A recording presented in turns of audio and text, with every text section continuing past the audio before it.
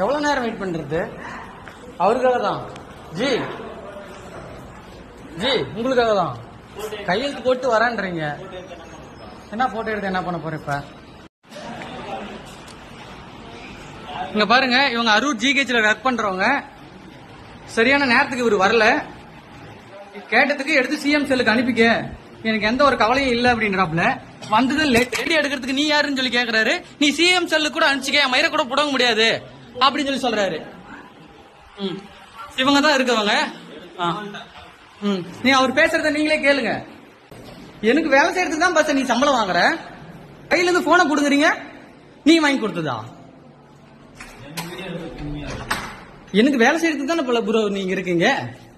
நீ யாருன்னு கேள்வி கேட்கற.